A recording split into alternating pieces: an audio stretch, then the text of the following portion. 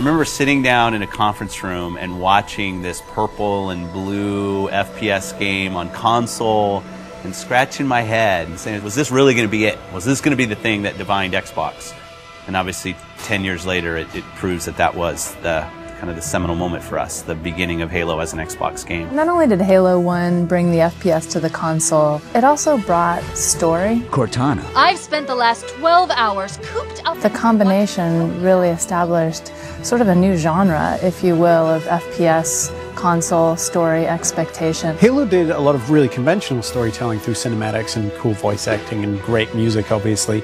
But I think some of the storytelling that happens in Halo that's most inspiring to me is the storytelling that happens through the environment and the sandbox. While you were hit with all this great fiction that you could really kind of delve into and try to understand more about, at the same time you could just pick it up and play. All of that kind of came together to make a game that had not necessarily was completely different than what previous shooters had done, but got all of its individual formulas so excellently perfect. You had this incredible first-person shooter experience that I don't think anyone had ever even come close to before it. Halo was the beginning of me playing console games with my friends, and that's still how I always think about it.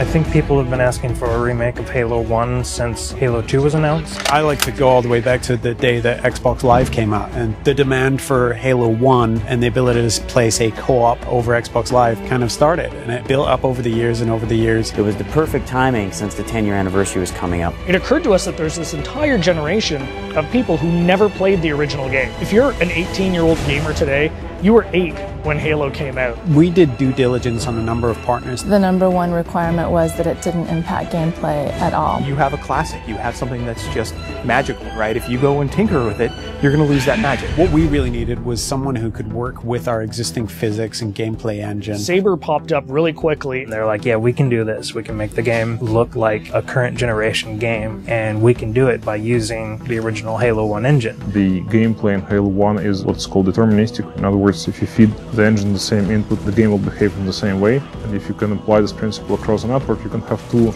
game worlds completely in sync. So rather than simulate Halo's original gameplay or Halo's original physics, we're able to actually use them completely. So the car is nice and shiny, but the engine is fairly old, but so we had to make sure that it all kind of fits together.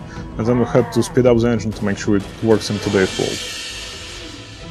We've done some deliberate things. The library is easier to navigate now. We use lighting and textures to make it a little bit simpler. The pillars are covered in holograms on one side, or they're more decorated on the other side. From what we've noticed, it actually seems to help people that aren't familiar with the library figure out where they're going. Truth and Reconciliation is one of the best examples I can give. If you come to that first interaction and then you make your way towards a cliff, you can look up and see this unbelievable skybox. And so having all these updated graphics has really made the game, to me, just more immersive. I still remember the first time I saw someone switch to graphics. I didn't know that was actually going to be a feature until I saw someone do it. In a lot of ways, it was a very, very fine balancing act. Because again, we're running all the original Halo 1 animations, so it's the original Halo 1 skeletons for those characters needed to be rebound into the updated meshes that we had brought over from Halo Reach and from Halo 3. For example, the Elite actually has an elongated neck, so they're a little bit more squat and compact.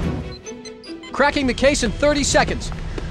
Welcome back, sir. We'll have you battle ready stat. Master Chief's iconic, and he has to look like a hero, and he has to look just right. Chief's armor was a tough process. We went back and forth on that for a long time. Well, originally, we were using Mark V armor that's built in the multiplayer component of Reach. We just kept coming back, and it just didn't look like Master Chief. The first stuff we put out around E3, I think the forum reaction was instantly, Chief looks wrong, his visor's too big, the color's all wrong. Some people thought we were doing it intentionally as a retro. If you saw the original Chief from like 1999 era, he had a really tall, very matte reflective helmet. It actually looked similar to that. The thing about this group working on this project is that we are very, very passionate about getting this right. We iterated on that probably 6-7 months before we finally got a final Chief's armor that I think looks awesome. One of the number one asks that we had for a Halo remake was we want co-op over live. The original Halo 1 campaign experience had already been designed for cooperative play. You notice when you're getting out of the initial cryotube, there's actually 2 cryotubes for cinematic. It definitely creates another challenge for us when you're playing with somebody else, but we obviously wanted to support that. The code base was built 10, if not 15 years ago, so we had to figure out how this code base is structured, how it was designed. We had a lot of people work really long hours to make it happen and to really really code it ultimately from scratch. It's pretty seamless, so you'll go into the campaign lobby, and there you'll see your friends who are online playing the game. You fire off an invite to a friend, and they'll be able to join you, allowing you to play what was originally a split-screen cooperative campaign experience,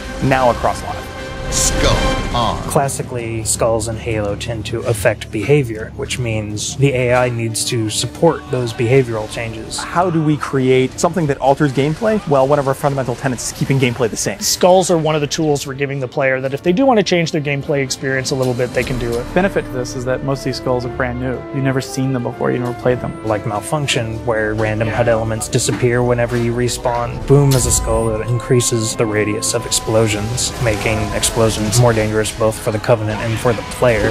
That in combination with something like Grunt Funeral means that you become very afraid of grunts. We must continue. This way, please. There are a few features that got into the game that turned out better than we expected, and 3D is probably the number one. It was unexpected, it was a bonus, and I don't see 3D very well, but it really worked for me. So for some reason it just pops in Halo in a way that it doesn't in other games or even movies. Yeah, I'd say the feature that surprised me the most was Connect. So we've got a number of voice commands throughout the course of the game. Things like grenade, reload. At a point during the game when you're playing, you can say analyze, and this mode comes up where you can almost capture items. So you move your cursor over, say, an elite or a grunt, and in the library, you can go in there and see the things you've captured, move the model around in 3D, and it gives you a bit of a breakdown and explanation of what those characters are.